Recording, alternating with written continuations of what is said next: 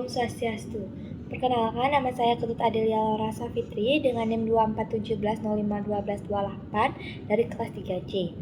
Saya akan menjelaskan tentang flowchart siklus sistem pembelian dan retur pembelian yang terdiri dari prosedur pembelian tunai, prosedur pembelian kredit, dan prosedur retur pembelian.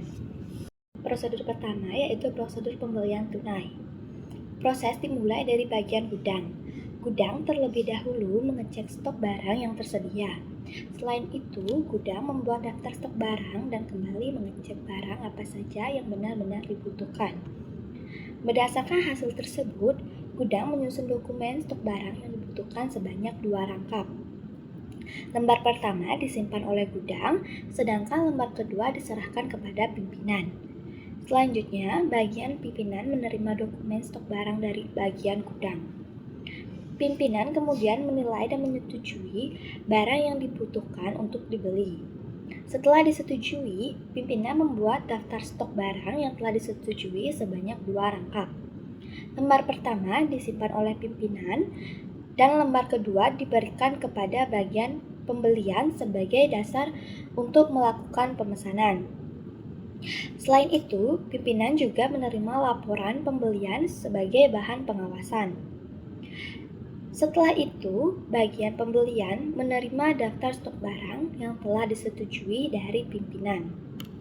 Berdasarkan daftar tersebut, bagian pembelian membuat formulir pemesanan barang sebanyak 2 rangkap.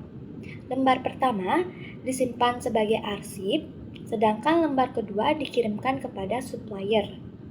Setelah barang diproses, bagian pembelian menerima pembelian dari supplier, kemudian menyusun laporan pembelian yang selanjutnya diserahkan kepada pimpinan. Yang terakhir, bagian supplier menerima formulir pemesanan barang dari bagian pembelian.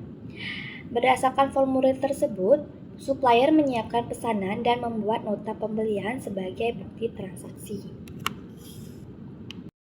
Prosedur pembelian kredit. Proses pembelian kredit diawali oleh bagian gudang. Bagian gudang melakukan pengecekan terhadap persediaan barang yang ada. Setelah itu, gudang membuat daftar stok barang dan menentukan barang yang dibutuhkan. Berdasarkan hasil tersebut, bagian gudang menyusun dokumen stok barang yang dibutuhkan sebanyak 2 rangkap. Lembar pertama disimpan oleh bagian gudang sebagai arsip, sedangkan lembar kedua disampaikan kepada pimpinan. Selanjutnya, bagian pimpinan menerima dokumen stok barang dari bagian gudang.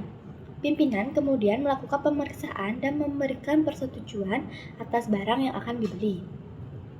Setelah disetujui, pimpinan menyusun daftar stok barang yang telah disetujui sebanyak 2 rangkap.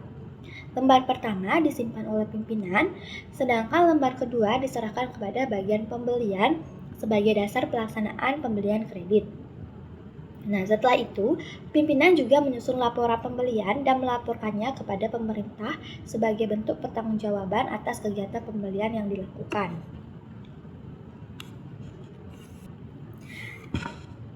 Setelah itu, bagian pembelian menerima daftar stok barang yang telah disetujui dari pimpinan.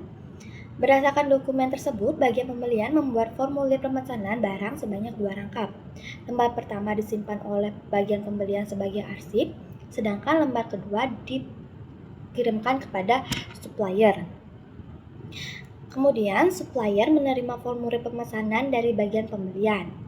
Supplier menyiapkan barang sesuai dengan pesanan dan membuat nota pembelian serta surat utang sebagai bukti transaksi pembelian kredit yang kemudian diserahkan kepada bagian pembelian. Selanjutnya, bagian pembelian menerima nota pembelian dan surat utang dari supplier. Berdasarkan dokumen tersebut, bagian pembelian menyusun laporan pembelian sebanyak 2 rangkap.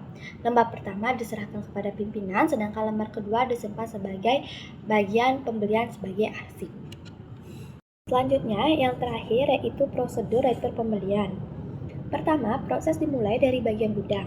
Setelah barang datang, bagian gudang melakukan pengecekan kondisi barang. Jika barang dalam kondisi baik, maka barang langsung disimpan di gudang. Namun, jika ditemukan barang rusak, barang tersebut dipisahkan untuk dikembalikan. Setelah itu, bagian gudang mencari nota pembelian yang sesuai. Nota pembelian tersebut kemudian diserahkan bersama barang rusak ke bagian pembelian untuk diproses lebih lanjut. Selanjutnya, bagian pembelian menerima barang dan nota pembelian dari gudang. Bagian pembelian kemudian melakukan pemeriksaan terhadap nota pembelian. Jika nota sudah benar dan disetujui, maka nota pembelian tersebut dikirim ke supplier bersama dengan barang yang diretur. Kemudian, supplier menerima barang retur beserta nota pembelian. Selanjutnya, supplier melakukan penyesuaian antara barang dan nota pembelian.